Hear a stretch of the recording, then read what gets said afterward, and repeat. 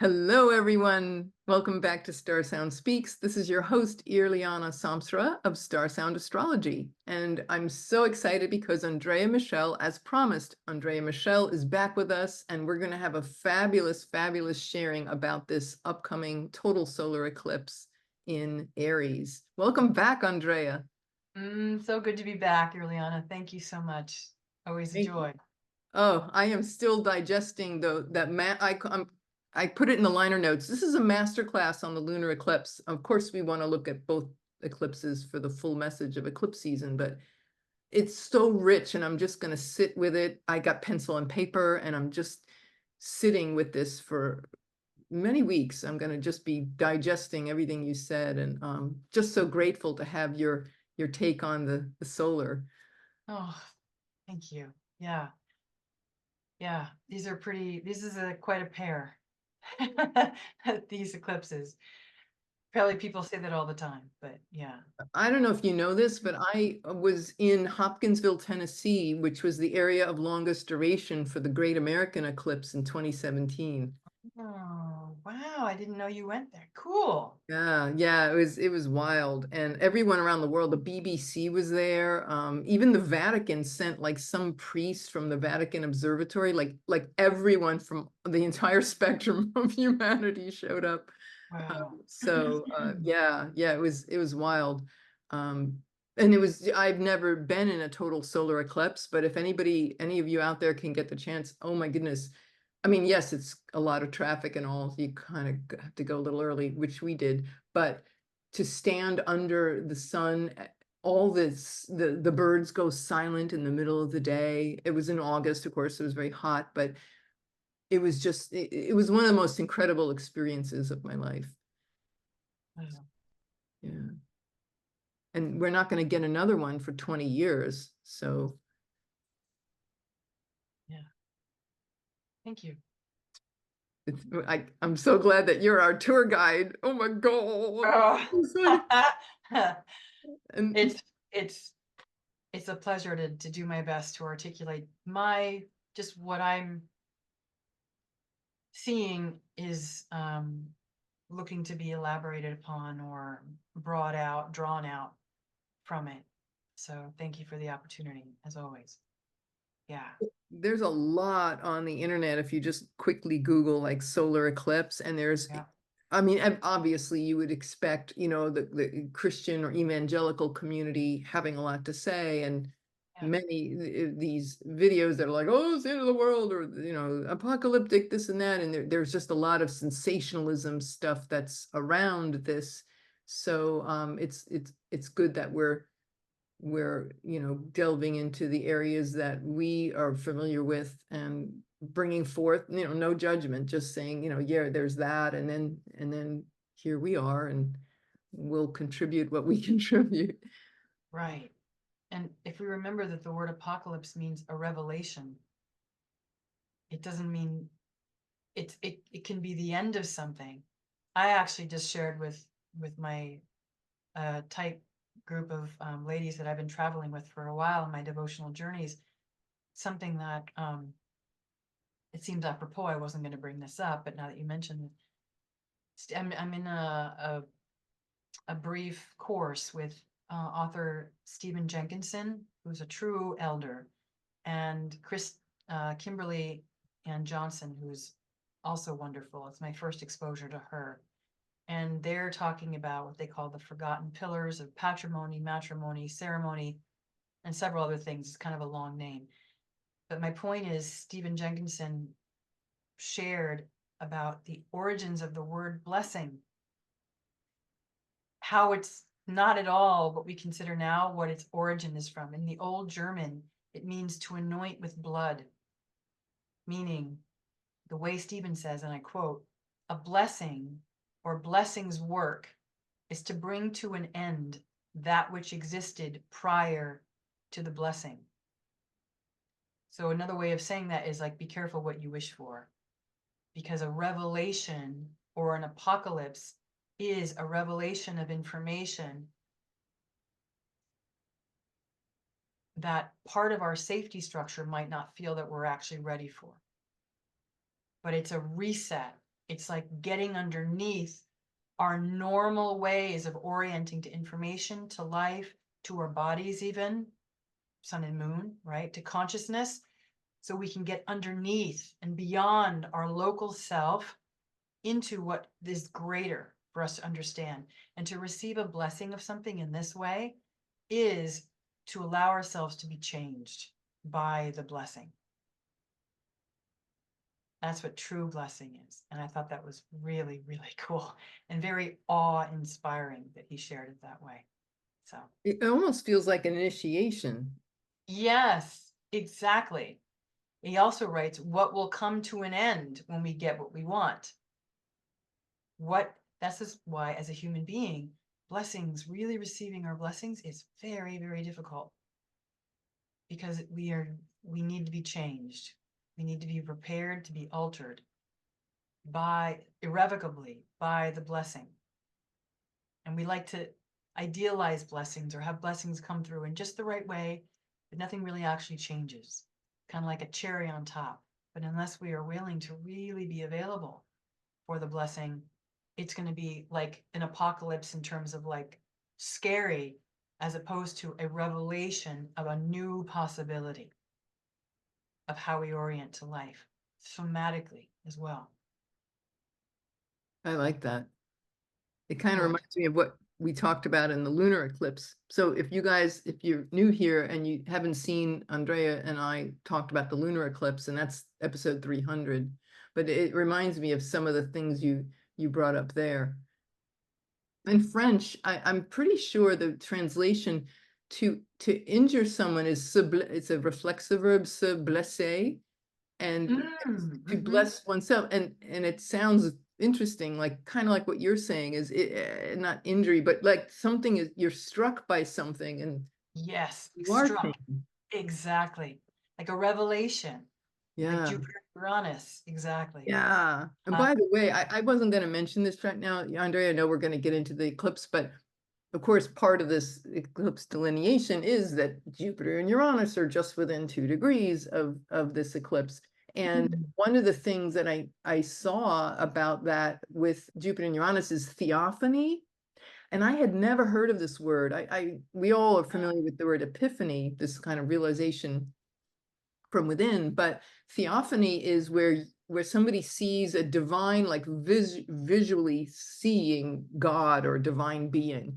And with this late degree of Taurus, the 2 cycles ago, the last that was in 1858, where Jupiter and Uranus were at this very late degree of Taurus. And what happened? Bernadette of Lourdes. oh, wow. Great research. I love that. Mercury and Virgo. No, that's great. Very cool. I love that association. Yeah. Yeah, I love that. So theophany, yeah. And the anniversary of her passing is like a few days after this solar eclipse. I just thought that was interesting. But yeah, Mm, theophany. So yeah, there's so much between blessing, theophany, it's yeah. yeah. But Wow. There's a reverence that's implied. Very cool. So, shall we get started on the yeah. eclipse? So, as you mentioned in our pre-funk, and as many people already know, that this eclipse is exactly conjunct Chiron, not just by longitude, but also very close by latitude. And Irlianna is going to let me share a screenshot that I made of this from my awesome geeky solar software that I love. It's called Starry Night Plus. So I'm going to share this for all of you viewers to see. So this is a sky shot of some of the main players. Because the sky is vast, it doesn't show everybody, but it shows the rulers of the nodes, right? Mars is the ruler of the North Node in Aries. Venus is the ruler of the South Node in Libra. And here, of course, is the moon eclipsing the sun. So it's a solar eclipse. And here's Chiron. Look how close Chiron is. By another example of, in a different way, Mercury and Eris are also conjunct on the chart by longitude within 3 arc minutes, but yet look how far away they are in latitude. Attitude. Not all conjunctions have the same effect.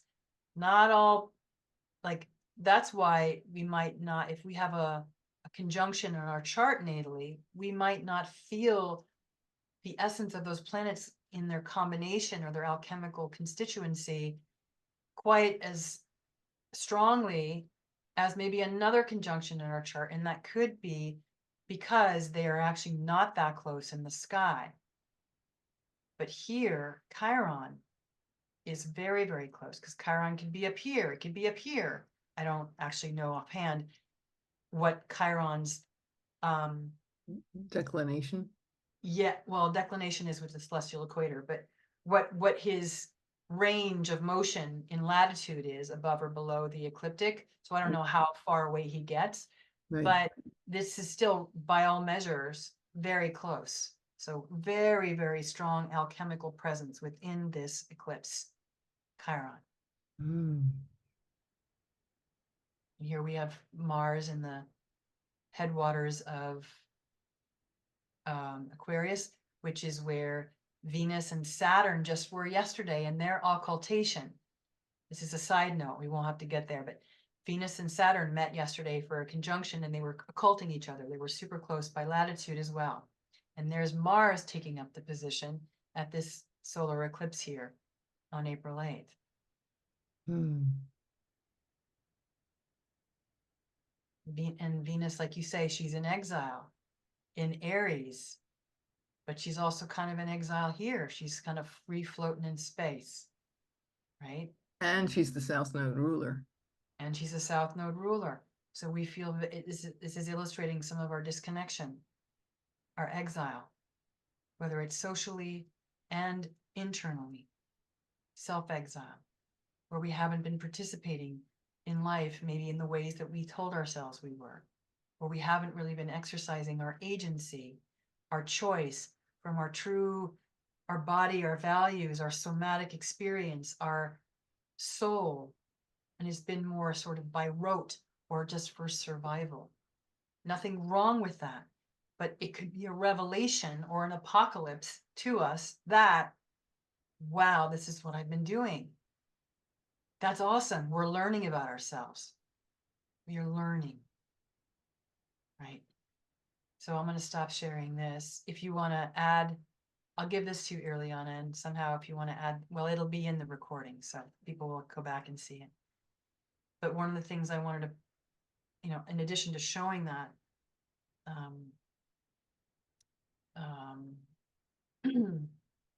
pictorially, the 19 degrees of Aries is also the sun's exaltation degree.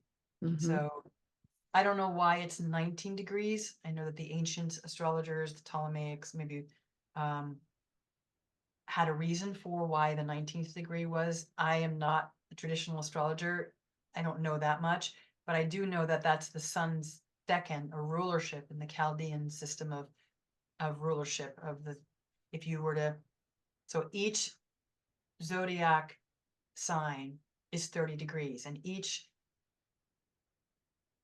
degree or each 30 degrees is broken up into 10-degree increments. So we have 3 different what's called decans or decans within each sign.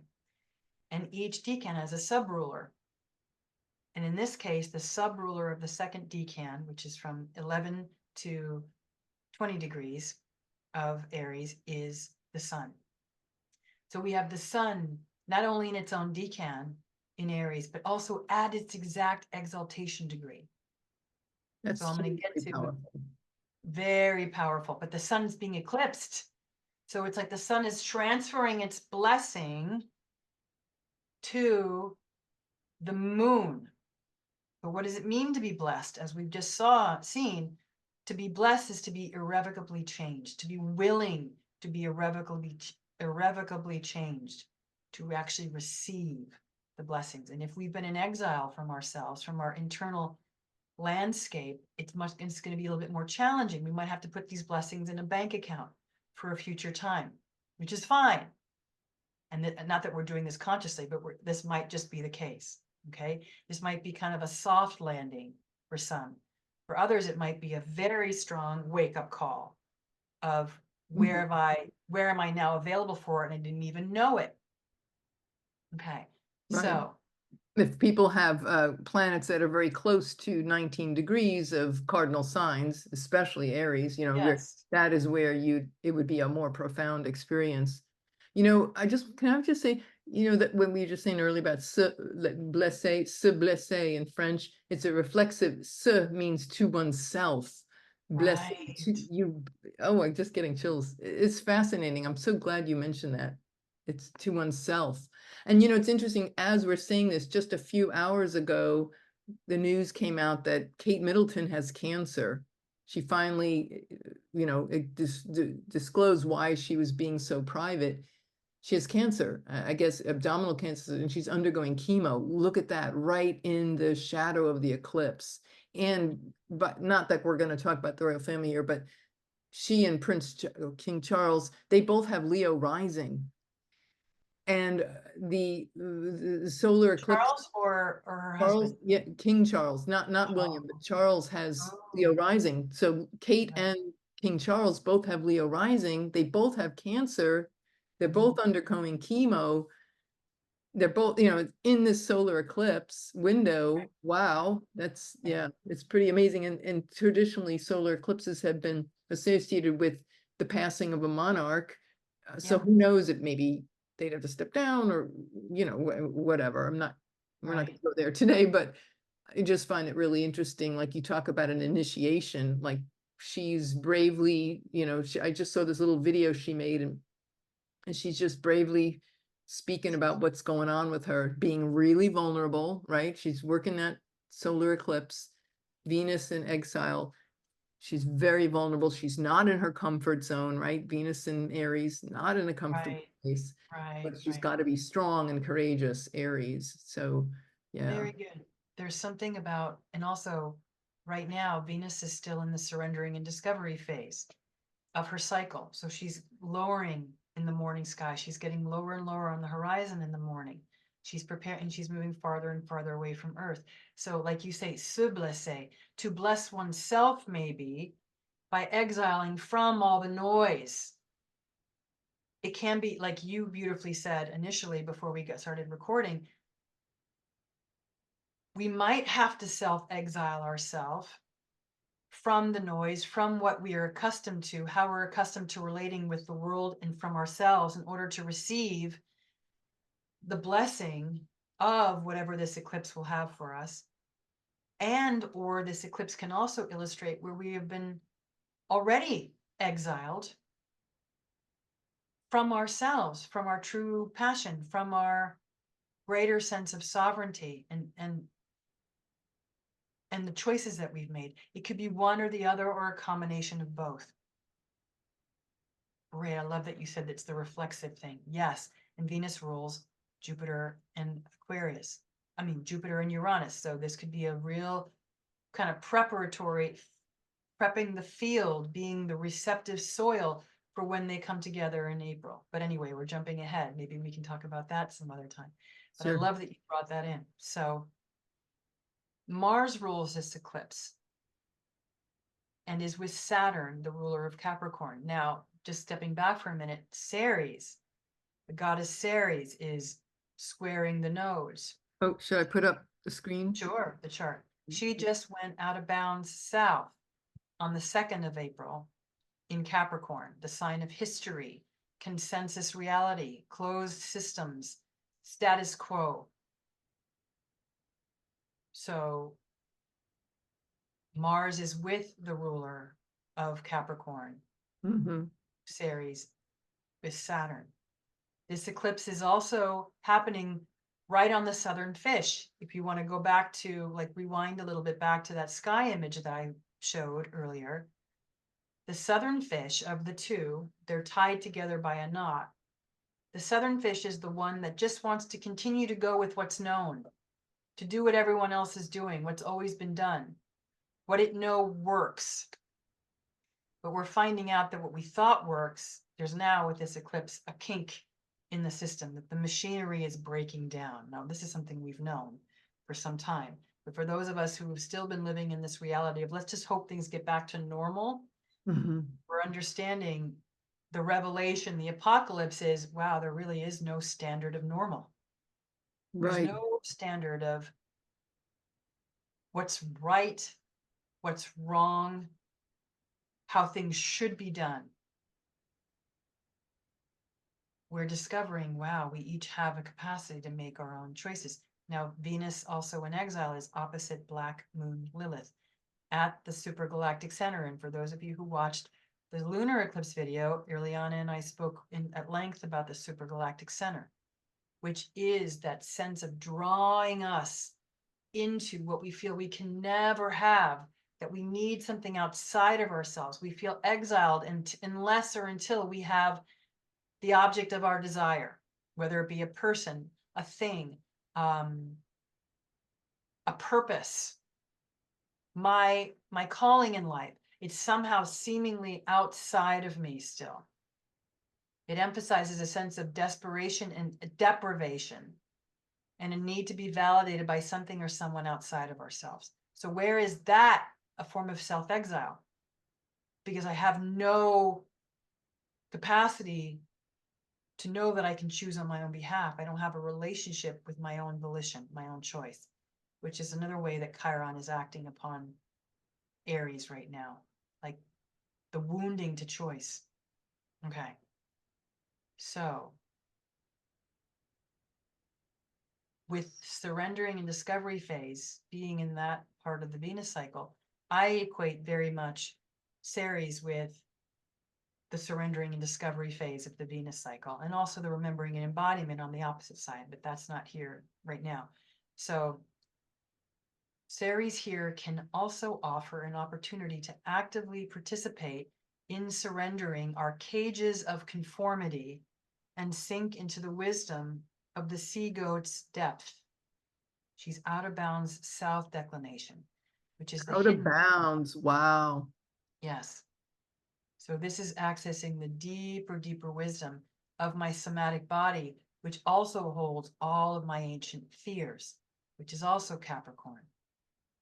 Right. Are we willing to face and open our hearts and surrender into the gatekeeper of Saturn and Capricorn of our fears, of what's been constraining us, in order to be available for the revelation, for the blessing of something new to emerge? Mm. And this is seeding, where this is an Aries eclipse. So this is just seeding. Nothing is coming to fruition now. We don't know when this is going to come to fruition. And to anticipate when or how is curtailing an opportunity. So we are seeding something new here. So more on this. The Yeah. moon here. Sorry, did you want to share something first? Yeah, just yes, I believe I'm so grateful for always you tell us, just stay in the unknown. Like we hear certain parameters on these broadcasts with us or various astrologers, and yet we want to keep it open. You were saying that on the lunar eclipse one, we don't want to have to delineate too much because we want to give us each person that space to discover it for themselves. So I don't want to like spoil anything here, but I do know that what I have seen in my practice, I read this in a book on eclipses years ago when I was studying eclipses, and I see it in my own practice, my own life. And it is when Mars translates that eclipse point, which it will at the end of May, there's some action taken, some kind of opening, like that there's action that can take place. It's certainly not the only, every time the moon hits that, every month when the moon hits that point, for a couple hours, you get a whiff of the eclipse energy. But when Mars, it's Mars, and this time he's going to be in domicile. So I think we could really feel certain things, but it's still, though, I totally agree with you, Andrea. I'm saying that with a caveat of yes, and just kind of now just forget what I just said, get that neuralizer from, what was it, that movie with the Men in Black, okay. Oh, the Men in Black, right. Yeah, what I just said, now just Well, be in the unknown. beautiful. And also we can remember that there are two different kinds of actions. There's doing and there's choosing. So that might be that we're making a choice at that point when Mars is transiting that degree, which is also a kind of action. And we will know in ourselves, if we're available for it, whether it's time to act or it's just time to make a choice. And both of them require courage. Either of them. If it's a choice toward something new for me, because the North Node is in Aries. We're in uncharted waters. That's Aries in general, but Aries North Node is like a double signature of going where I've never gone before. And with Chiron there, as you remember, I talked about Chiron and the quincunx. Chiron is, for me, the representation of where we are as a species collectively in our evolution. We are a transition species, as Sri Aurobindo speaks to. We are not supposed to get anywhere. We're not supposed to, but the invitation right now on the earth plane, the initiation is, can we practice being comfortable and being uncomfortable? Meaning,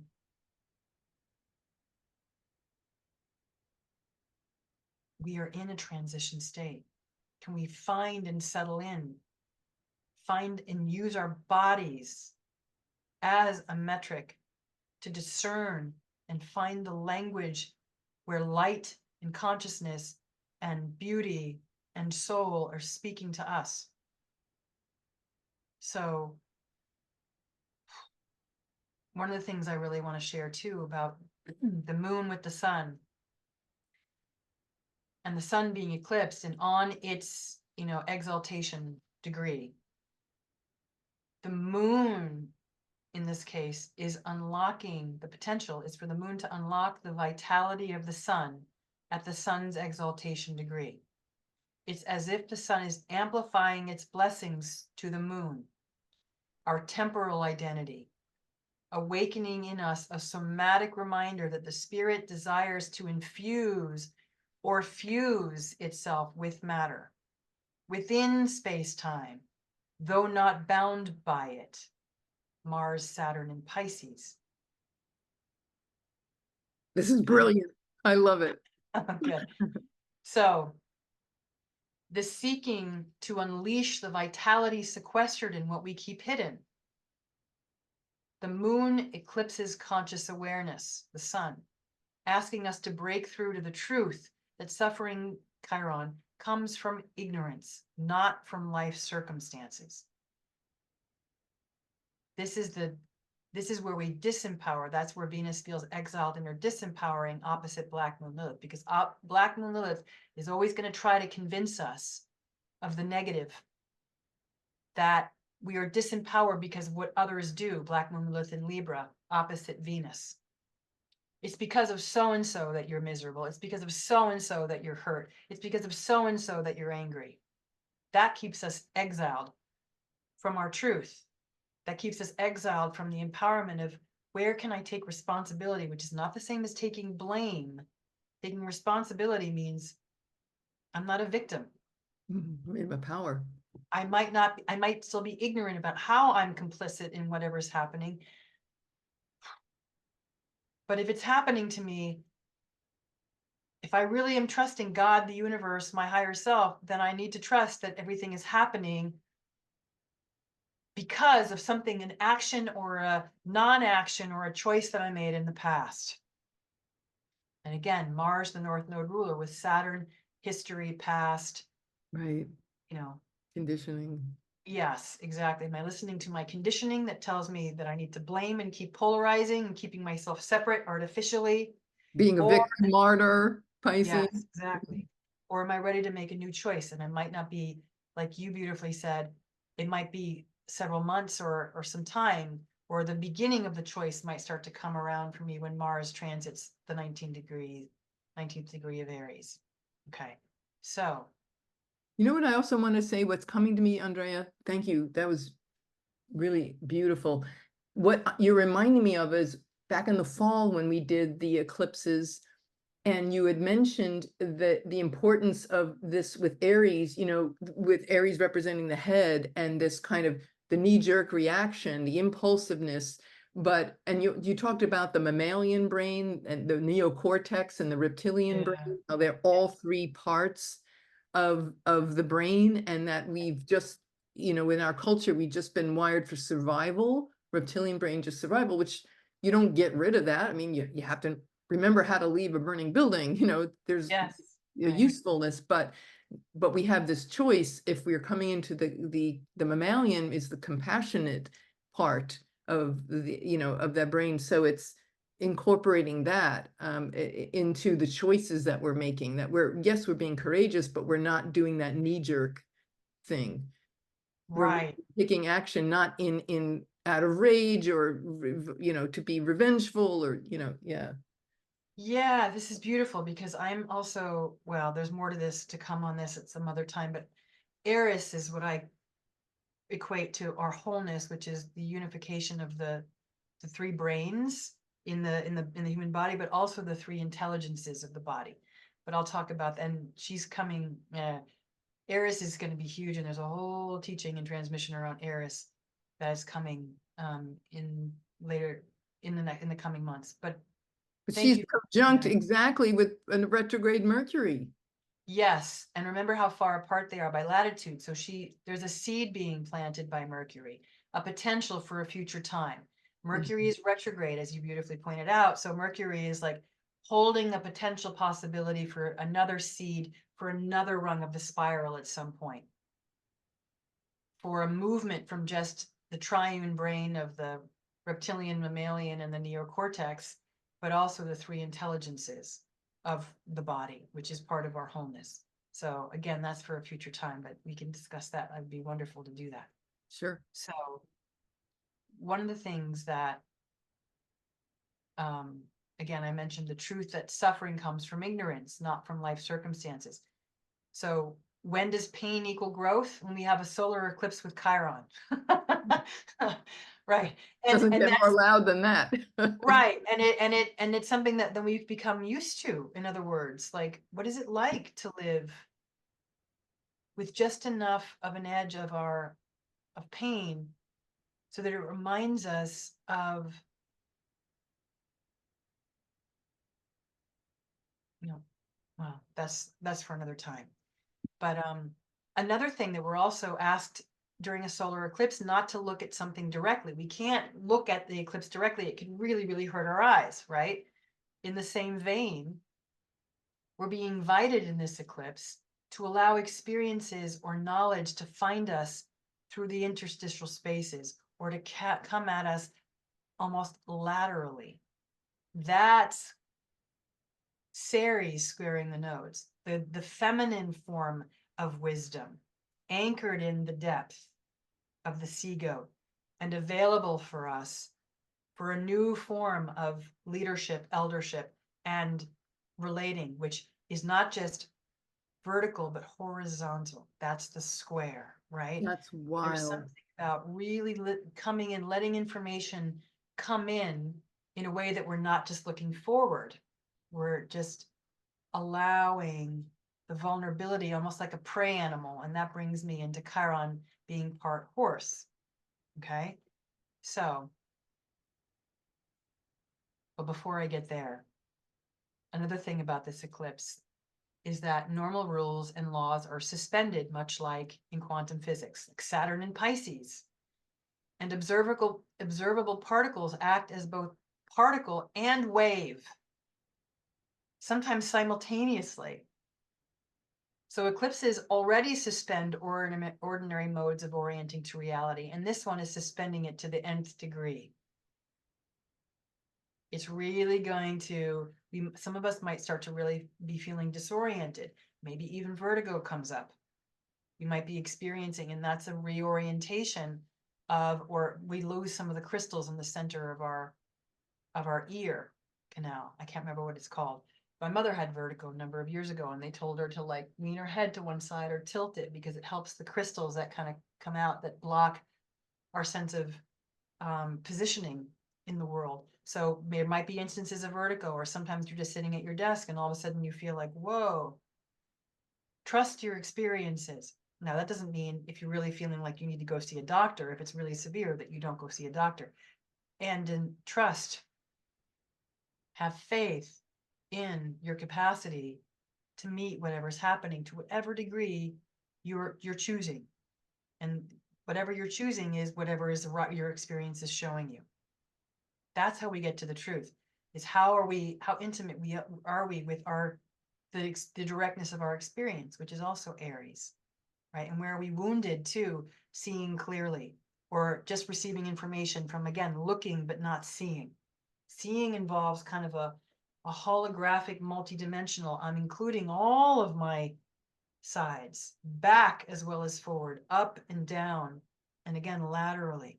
So speaking of the horse,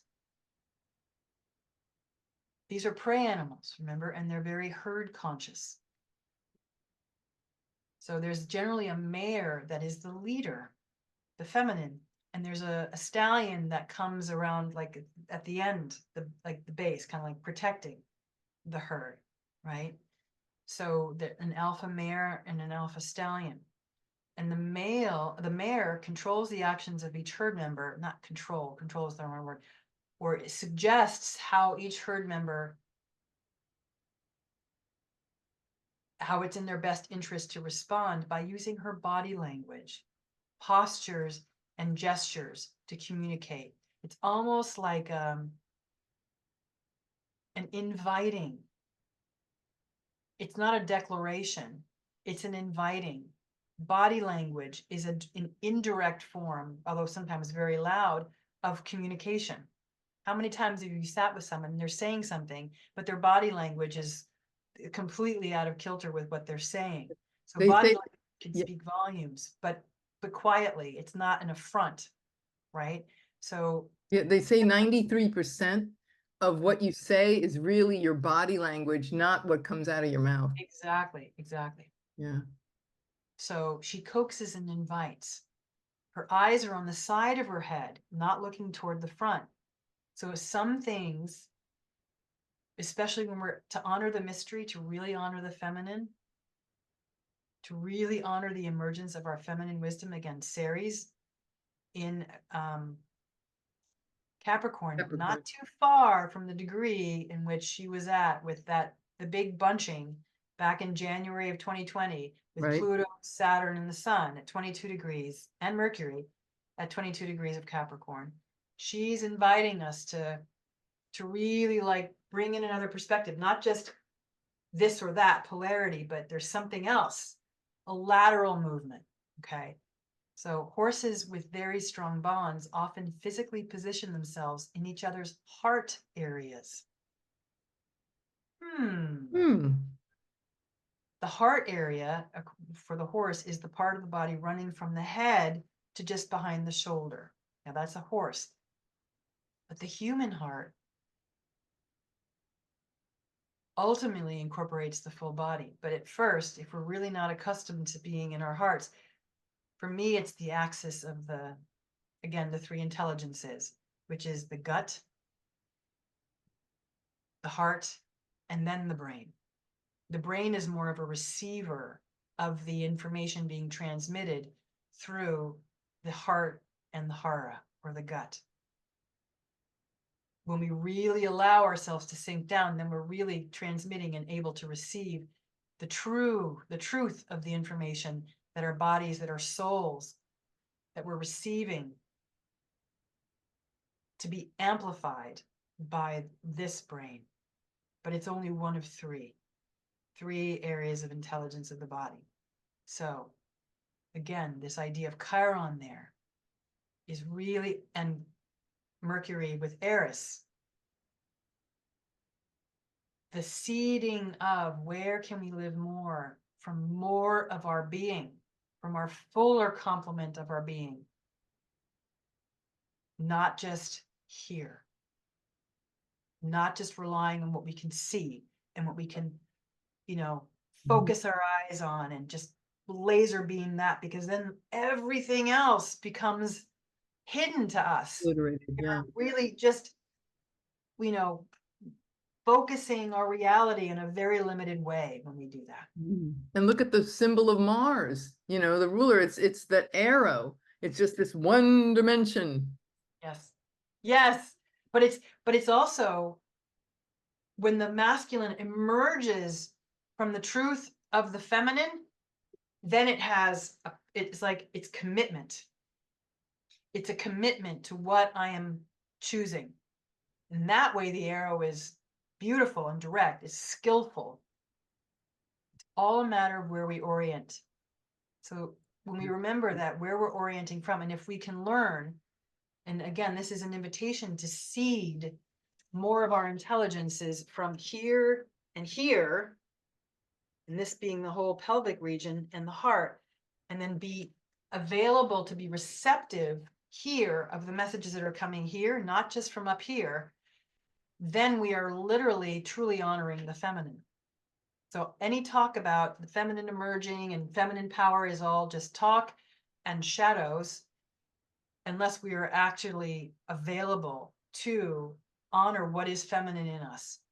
And that is receptivity, that is relating, that is values, that is stabilizing within first, right?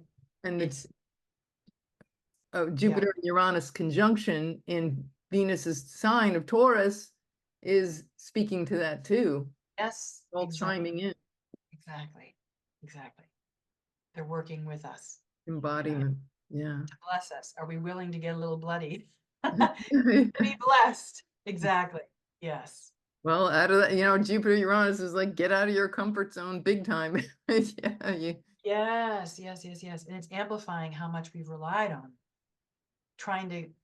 how terrified we are of the unknown, of discomfort. And that's the growth edge.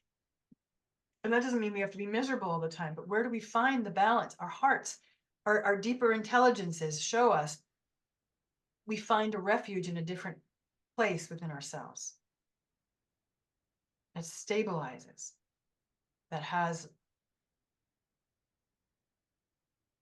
it's not just based in space-time, but exists in space-time. Yeah, so that's really all I have to share around it, but that's what Beautiful. I was wanting to be shared. So Yeah. Awesome. Whoa. I find too, I know we didn't mention before, but Algol, Algol is at 26 degrees of Taurus. So I'll just pull up the chart real quick again. So this is going to be conjuncting, and it was May, the Uranus will get there, but Jupiter will get there first, conjunction with Algol. So that's also part of the story. I know you've talked about in previous podcasts, we've talked about Algol, and there's this empowering dimension to it, which is not seen on the internet. You don't see Algol expressed in these se blesse, like it's a little, you can get a little, literally get a little bloody, but there is an opportunity there that it's really still, it's also, I think, part of just what you've been sharing and delineating with that embodiment of this truth. Yeah. And we can't embody capital T truth all at once. It has to be, we're only available for what we're available for, honestly. And again, we can hold certain things at different levels of our being, but that might not have any relevance to whether or not we can actually live it in our lives.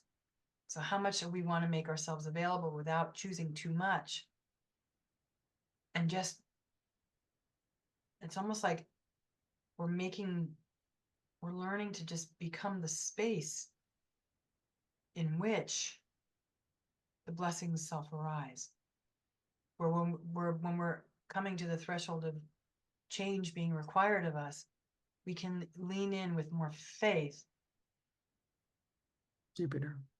That I will not only survive it,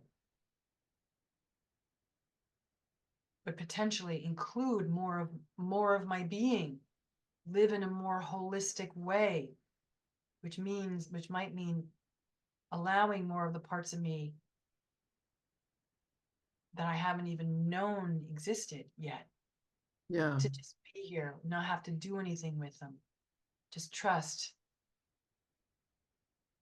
that everything has its place. Yeah. Yeah. Beautiful. Thank you. Mhm. Yay. And that is our total solar eclipse. Yes, it is. You know, there's something about hype and, oh, it's total and it's going to be, you know, anything and everything can be an apocalypse, a revelation. Developing our capacity for subtlety, for really fine tuning and attuning to our bodies, makes us available for whatever is coming to bless us at any time. We don't have to wait for an eclipse. We don't have to wait for a gigantic transit to happen. It's almost too late by those times because we haven't prepared the soil and we might be overwhelmed or knocked off of our seat, which is fine because that's normal, but we don't really have a relationship with our center so that we know how not to lose ourselves in what's happening. We can appreciate it and let it be here, but we're not at the mercy of what's happening. We are colluding or conspiring with it.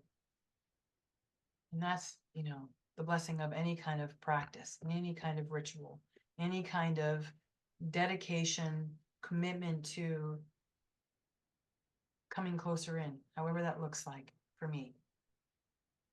Ever it looks like meditation, Tai Chi, playing piano, archery, I don't know.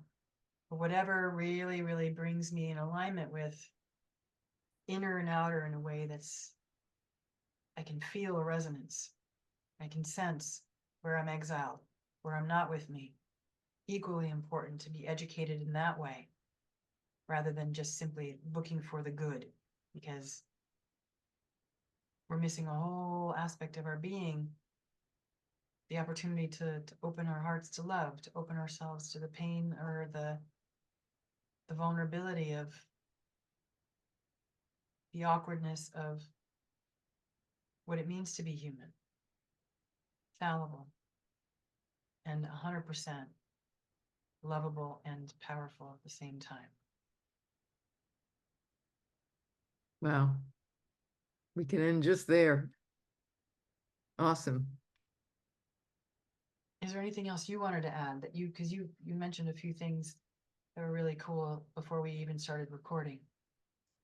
It is so, you know, with all due respect to all those biblical astrology videos about the total solar eclipse with 55 exclamation points, you know, it's like, with all due respect, that's there's so much of an external focus there. And you don't hear, and this is, I'm not making anyone wrong, but from that perspective, you miss the subtleties and there's all this other to the side, the horse's eyes, you know, to the side. And I love the fact that when you said earlier about Ceres in exactly right angle, literally, Yeah. that side vision with Saturn, its ruler in Pisces, is dissolving all that social consciousness that had us only look in one way. And I just love that. There's so much subtlety in it. If we're only focused externally, then we're kind of missing the point. And weather, for example, with earth changes and all, I mean, we're seeing a lot of earth changes. My teacher used to say, weather is consciousness. It's a reflection of consciousness. So we don't want to be sitting around like being an observer and waiting for things to happen, or this observer energy of, oh, look, you know, it's like, where are we in this? Then we're taking our power away from ourselves. We're giving our power away to some external focus. Yeah. So, Yeah. and that's not where it lives. It doesn't live out there. Yeah. And it's yeah. And it's not an easy road back because there's a lot of well-worn paths and grooves literally in our basic neurology and biochemistry. So it's not a matter of just wishing it to be so. Yeah. That's where the muscle, the putting in the blood of the blessing, you know, creating the space, the soil, Taurus, to have room for the blessings so that there might be a little bit of pain associated with, but we're not taking it personally. We recognize that's part of the initiation, that something has to give in order for something new to be born. Yeah, like developing new neural pathways. I think Jupiter-Uranus conjunction, where that wisdom is coming from when we develop these other Uranus, other dimensional aspects and bring that in, and how we become, there's the liberation. That's our Uranian liberation right there. Yeah. Yeah. Yep. You want to steal thunder from the gods? Aquarius, Uranus. It's like, okay, we'll just do pranayama. It's like, Right. Right. you don't have to sit outside and like, there's nobody waiting out. There's no one out there. It's right here. So anyway, thank you. This has been an awesome conversation. I knew it would be. Thanks again for the opportunity, as always, and so appreciated these exchanges with you. Yeah, I do. I love them. And everyone I hear, they love them. Where can people find you? My website is andreamichellehaeckel.com. I think you had a link in the lunar eclipse. I have a new Chiron webinar up and available in my store. I just did in February when Chiron was conjunct the node. That's available now. We go through Chiron's discovery chart and see what that has to say about how Chiron is working in our consciousness collectively. So blessé. Let's say exactly. Yeah, yeah. So yeah, but thank you for this. This is it's a very intimate exchange that I really appreciate and I enjoy. Same Yeah. here. Much love. Yeah. And any of you listening, we're so grateful for all of your likes, shares, subscribes. Let us know how you're doing. This is a very vulnerable, safe space. Everyone is welcome. All right, everyone. Well, we will see you next time. This is Irlianna Samsara and Andrea Michelle Haeckel wishing you the most blessed, amazing eclipse season and total solar eclipse. Okay, namaste.